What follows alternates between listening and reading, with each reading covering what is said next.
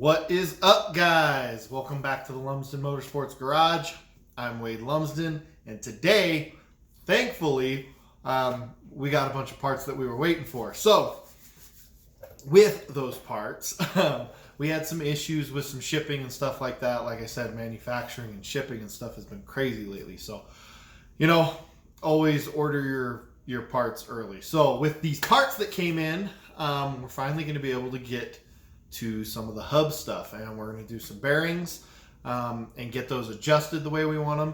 Remember that if you want to continue to follow what we're doing here, make sure you like and subscribe down there. It really helps me out. So with that being said, let's get to work. All right, we're going to get started with the right rear here. We're going to go ahead and change out this outer seal. As you can see, there's really no seal left. Here's a new one. There, see how it's got the rubber, and that one doesn't. So we definitely need to change out this seal. Got my seal puller.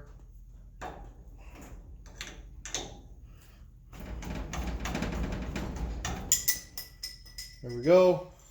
And then you might remember from my other videos, I got the really cool Weir's bearing installer, but it also works really good for installing these seals. So we're gonna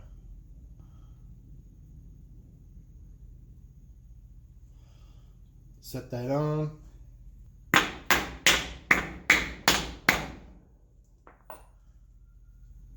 In, nice and flush. Perfect. So now I'm actually going to do something kind of different than I've done in the past. I'm going to give these DRP bearing spacers a shot. I've never used bearing spacers before, but I went ahead and I adjusted the ones on the rear. You adjust them the exact same way as you do on the front, which is we'll cover later. So I'll show you how to adjust for the bearing spacers on the front hubs when we go to do those. I already adjusted these so that I could go together, but I can kind of show you what you'll end up doing with these. So you have your bearing, and you'll slide your first bearing on, and then what you do is you take your bearing spacer and you set it on here. Next, okay, and see how it kind of leaves the bearing spinning free, presses up against there. We'll go into more detail on how to do this in the front, like I said. But then you take your hub and you slide it on. Take your bearing, it goes on the other side, slide it on. Mind you, you're doing all of this with no grease, so make sure everything's clean, no grease.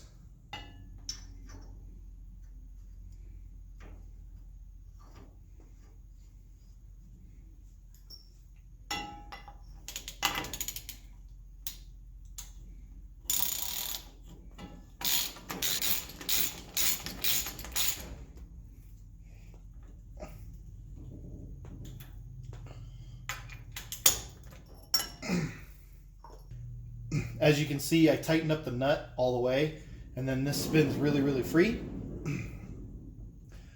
So in the end, what you're doing is you're adjusting that spacer to a point where there is 1/1000th of an inch, that's 0.001, or 0 play in this hub. To do that, you'll use a dial indicator, and again, we'll go over that in the front, but like you can see, I tightened up this nut all the way, and it spins pretty free. So less friction. It's pretty awesome. I never used to do it like this. I used to, just hand pack my bearings and shove them together and adjust them to where I didn't feel any play and lock it down. But we're going to do it like this.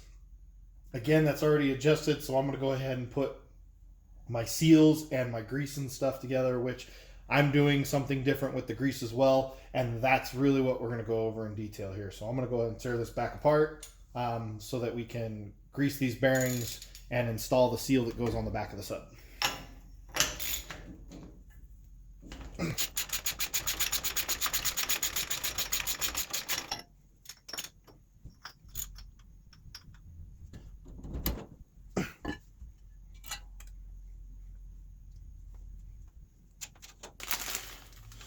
Got our new seal,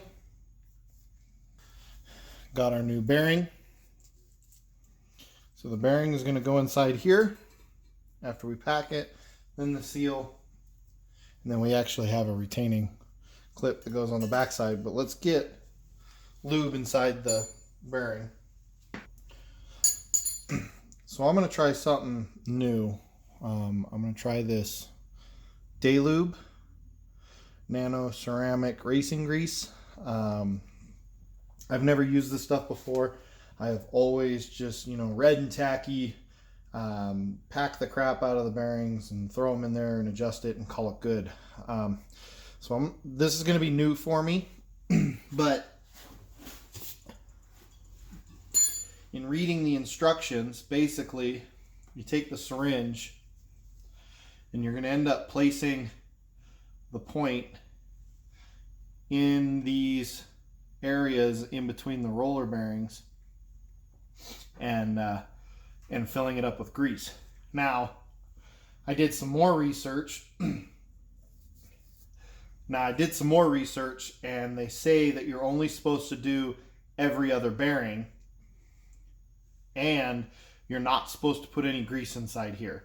That's completely different than anything I would have done. I'd have, red and tacky grease. I'd have put a layer in there, and I'd pack the crap out of these and leave a little bit around it. And so we're going to try this. I'll let you guys know how it works, if it's good, bad, ugly, or indifferent. But so this will be my first time trying this.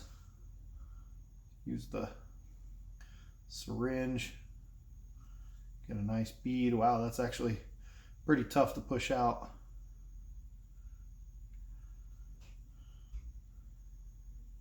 Okay, and it says you're supposed to fill up the deal there. Okay, and then we skip one. So I filled that one, skip one, fill this.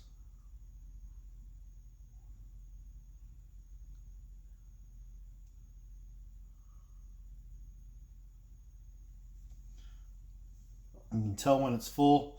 I don't necessarily think it's supposed to be coming out the edge right here, but it's full when you got grease coming out the opposite side and grease is out the bearing on this side. So I'm just going to go around and do this, and then we'll get it installed. So I did that one.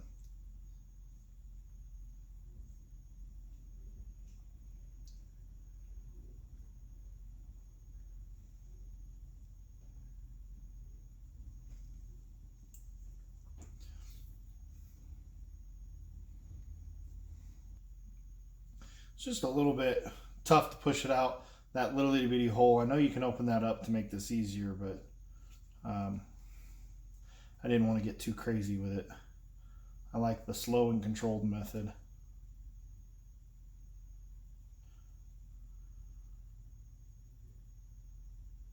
I do believe they make a little station that you can hook up to a grease gun. That makes this extremely easy.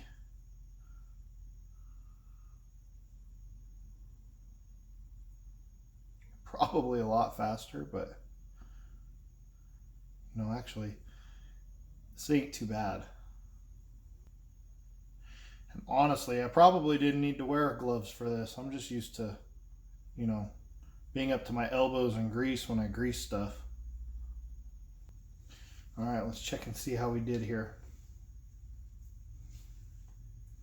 Looks like we got grease coming out everywhere we want it to. It's around the outside of the bearing, and it's right there. And now I'm going to take it and I'm going to set it inside here, inside the race. Again, not adding any extra lubrication or anything there. And I'm actually very shocked. There's not a whole lot of grease anywhere.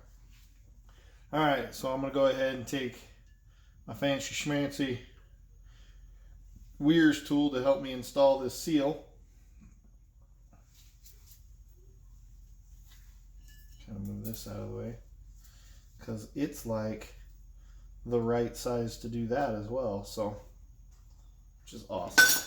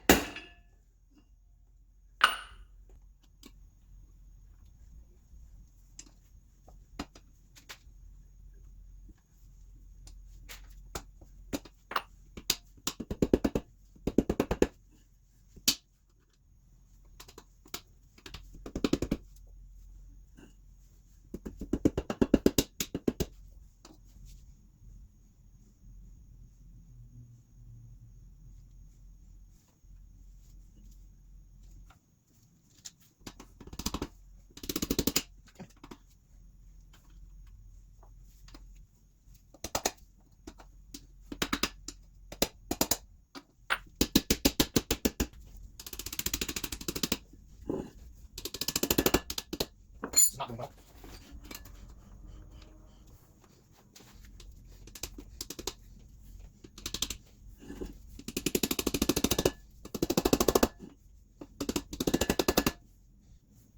All right, so what you saw me do before was try to install this seal here.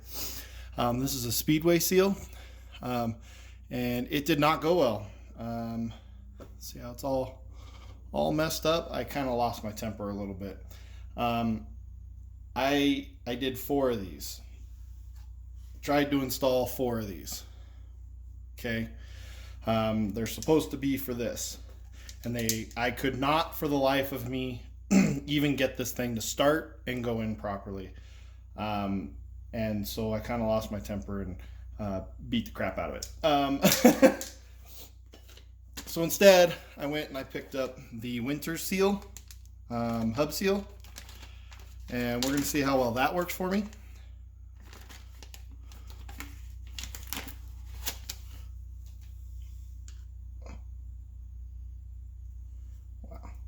So far, so good. A lot's better.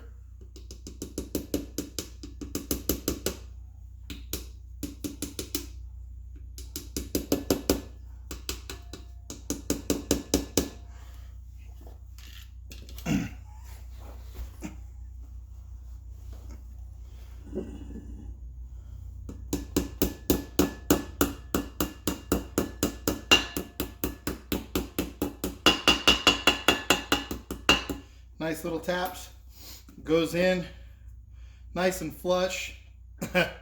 I hate to dog a specific product or anything, but stay away from those seals. They don't install nice. These are the Winters hub seals.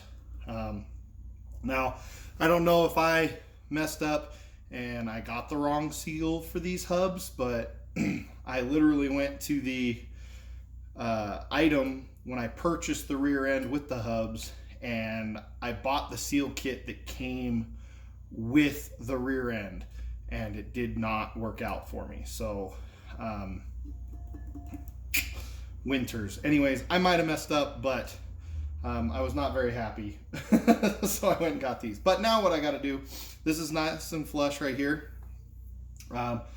This is actually supposed to be retained with this lock ring inside here. So I got to get this tapped down a little bit more. I don't have a nice little install tool or anything. It'd be perfect if you had something nice and round to go around here and fit that perfectly, right? And just tap it in. Unfortunately, this Weir's tool doesn't do that. It does make it to where it's nice and flush, but it doesn't tap them all the way in. So what I'm going to do, is I'm going to be nice and easy about it, but I'm going to slowly tap it in with my little punch here, and I'm going to use the back side of this so it disperses the impact, and I'm only tapping it a little bit, so it's really not that big a deal. Let's see, we'll tap it around, tap it in. If I had a socket or something that was this size, that would be okay to use, but I do not. So here we are making things work. Nice and easy. Okay, I'm gonna go ahead and stop there and take a look. I'm just trying to make it to where the little ring that's inside here is clear all the way around. So I'm going to take my screwdriver and go around and see if it needs to be pushed in anymore. Seems like that ring is completely clear. So we're going to go ahead and install retaining clip.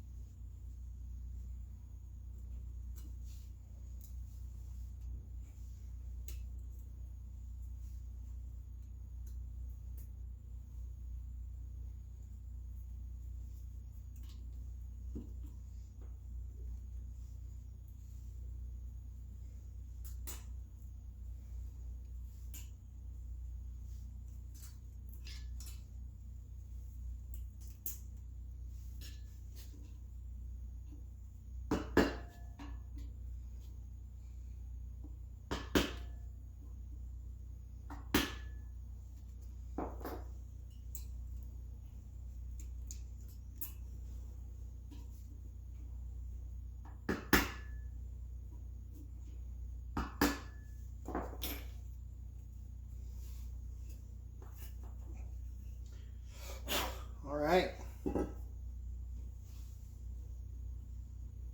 got it in and locked in place. We're going to go ahead and go back over to the rear end and install it. All right, now that we got the first bearing on, we're going to go ahead and slide the sub on. Nice and easy. Right, like that. Next piece that goes on, we already have our bearing spacer all set up. Again, I'm going to go over how to set up a bearing spacer in another video, but it's all locked down and measured out the way that I want it, at least. And we go ahead and slide that on.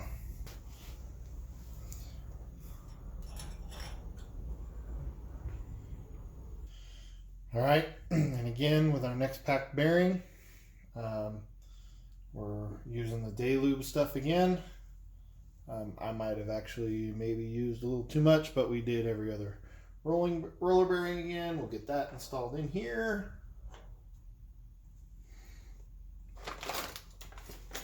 So now that we got the bearing in, both bearings are set in here. I'm going to use this new nut. As you saw when I took it apart, I used just a regular nut, no holes or anything in it, right? You put the little washer in there. This piece right here grabs onto the groove in here, keeps it from spinning, and then you put the there's another washer. It's this washer, this little star washer here in there. Same thing. It's got a little spot right here on the inside that grabs a hold of that same spot, and then you tighten down the washer to the spot where your preload would be, and then you lock it in place. Well,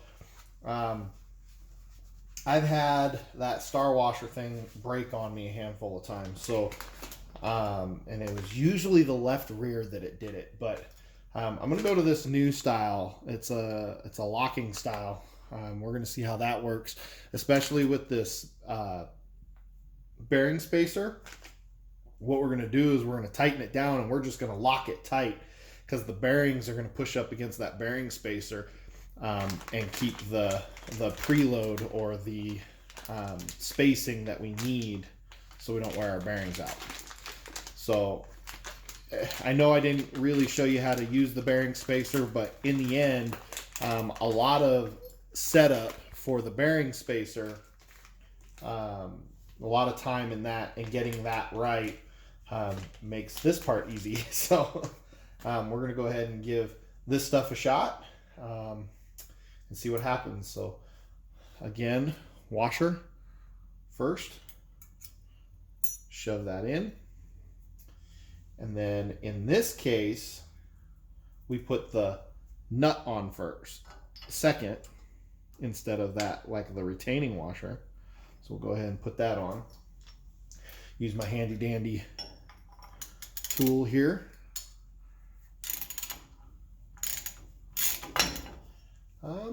You know, it doesn't seem like my tool fits very well on that nut. I mean, enough to get it to kind of go down. So I guess keep that in mind.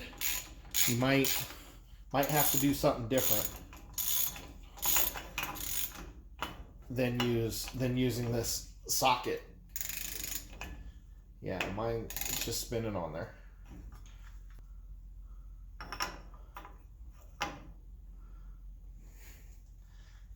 Yeah, it doesn't really, it kind of grabs in there, doesn't really lock onto it, but that's okay. So we're gonna push in as much as we can and then lock it down as much as we can.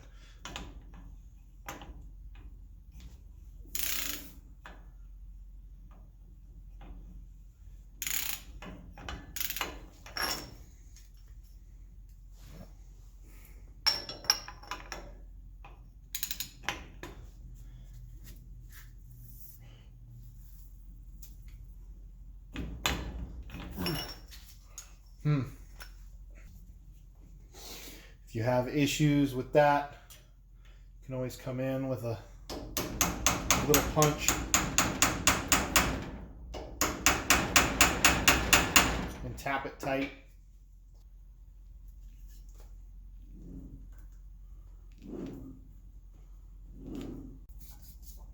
All right, so now the next little piece is going to be the retaining lock, which I don't know about this. Like I said, I've never used this before, but it just barely grabs a hold of the outside of this snout.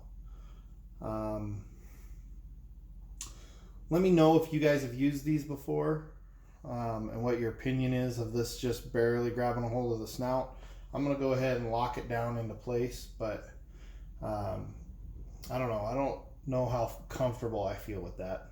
But anyways, get it to where there's four spots where you can screw it in. Get it to where two of them line up inside here. If none of them line up when you first put it on, then flip the ring over and it should make it to where it lines up. So I'll go ahead and start these in here. Lock it down.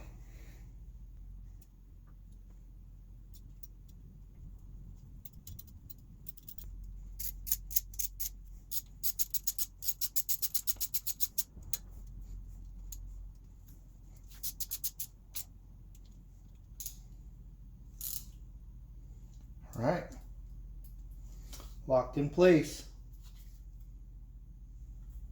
Yeah, I don't like how it barely kind of grabs on the outside here. I mean, it's grabbing, that's for sure. It's just not grabbing onto a whole lot of meat, you know what I mean? So we'll see how that goes. But now it's on, it's locked down.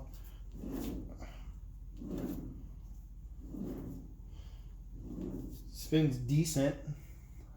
It's got the grease and stuff in it now, so it doesn't spin crazy. But now we're gonna want to put the axle in and then put the hub cover back on.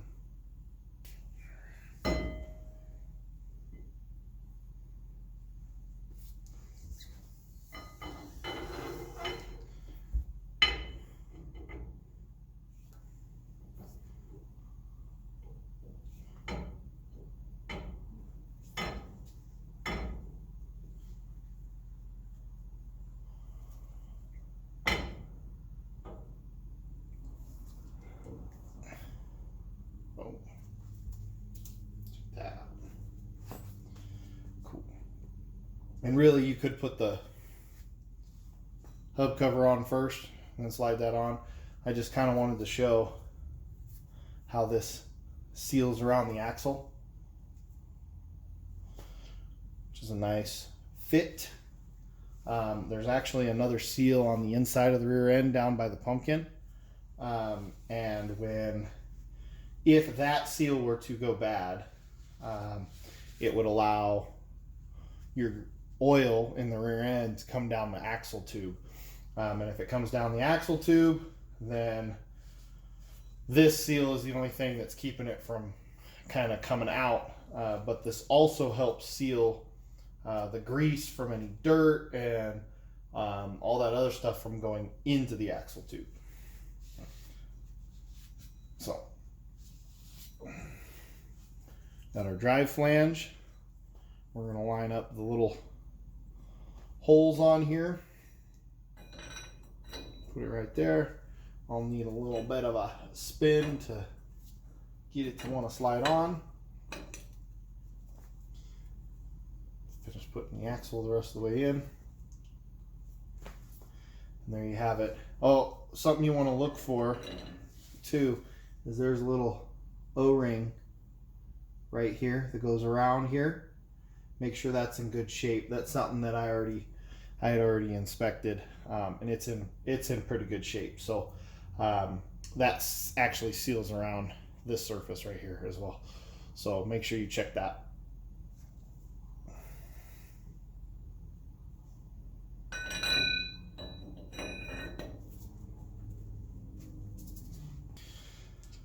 Get these locked down. This keeps the flange plate from moving.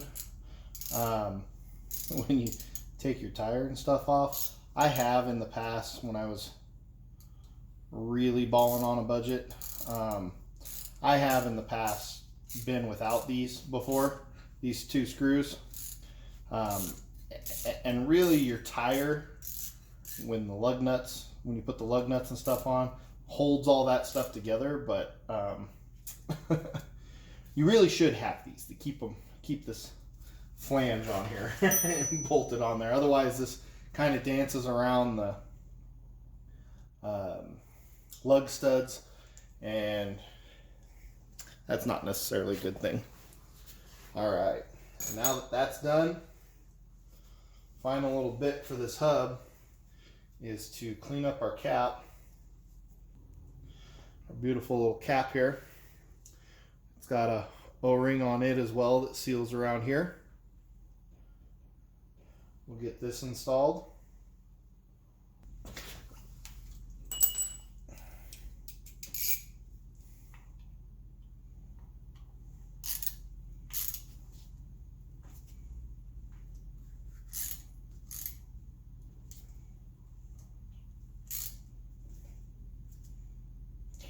Nice and snug, you don't need to reef on them. But this is something that you want to check every once in a while. I have actually lost an axle out of the right side of my car probably, I think 3 times now. And it's from either these backing out or getting broke off, or I didn't have something adjusted right as far as my spacing in between my axles. So it wasn't like pushed up against here, so I had left space, and the axle was farther in, and then it just kept sliding in and out and pounding up against this and breaking the cap. So make sure that your axle comes all the way out to the edge, and that these are snug. And for regular maintenance, double check that every once in a while. If you see a crack on it, replace it.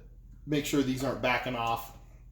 If they keep backing off, try to figure out why, and go from there. But that is putting the hub on, greasing the bearings, putting the hub on.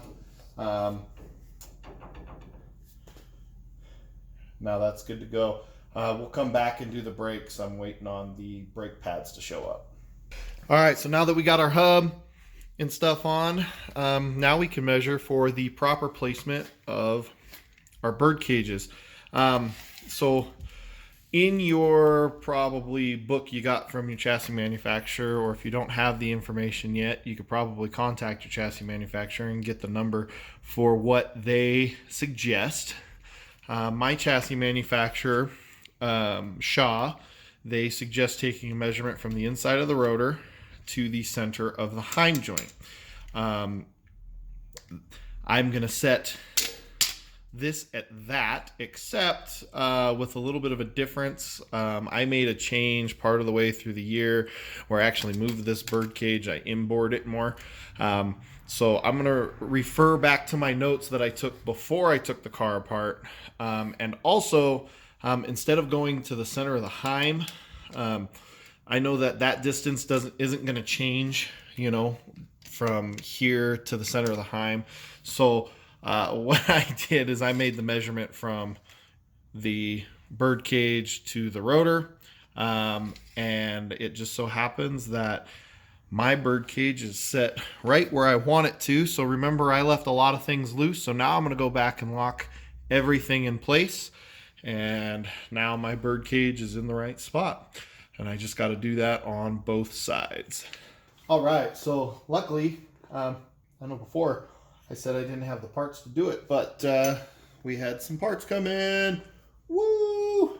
New brake pads. Yeah. That's what I'm talking about. So we're going to go ahead and install the brake pads on this side.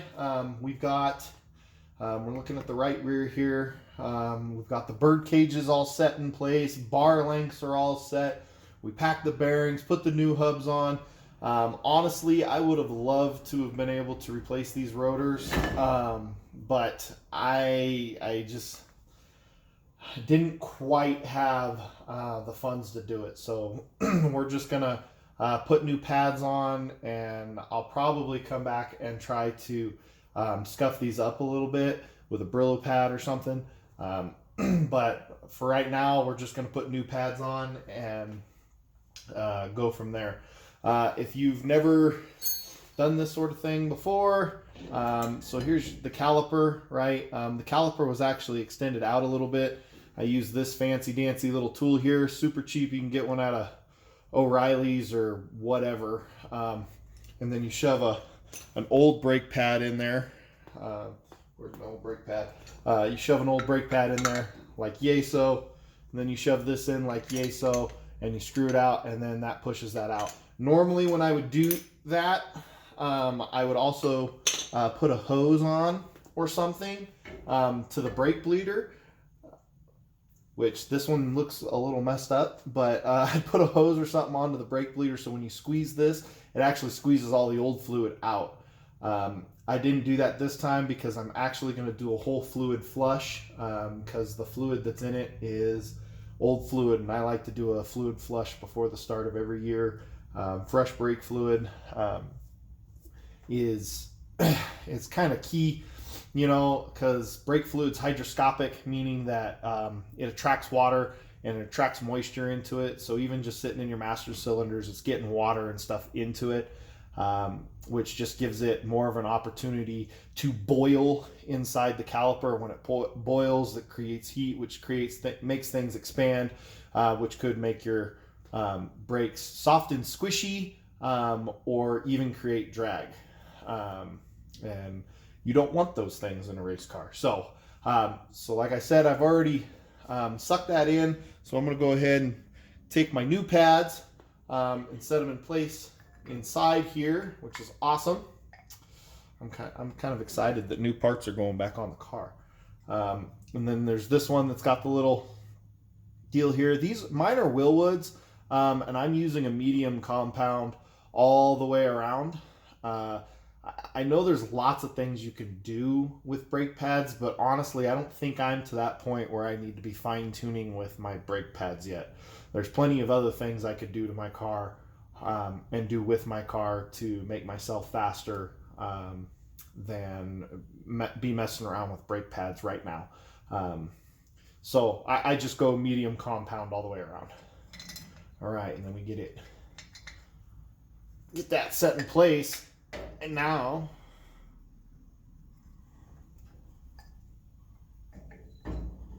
slide this bad boy where it's supposed to go.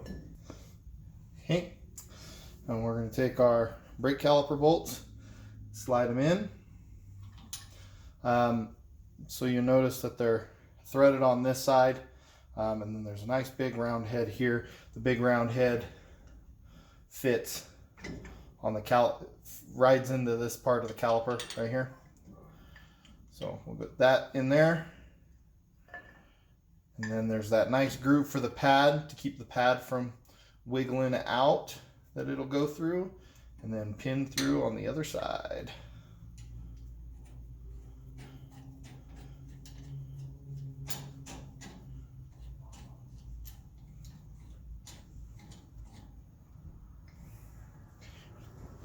There we go. Don't forget the bottom one.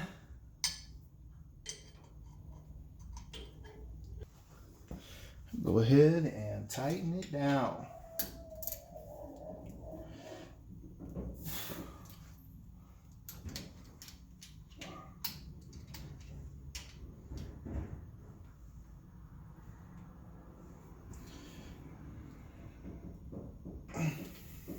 Nice and snug. You notice it fits, it's pretty loose right now. That's okay. So things to think about when you're doing this: number one, don't bleed your brakes until after everything is reinstalled, because you don't want to, step on your brakes with a caliper out and then the piston blows out of it. You can set a block inside it if you want, to keep the piston from coming out, like a 2x4 or something. But I just suggest not stepping on the brake unless all of them are installed. Other things you'll want to look at is your brake hose, right? Your brake line.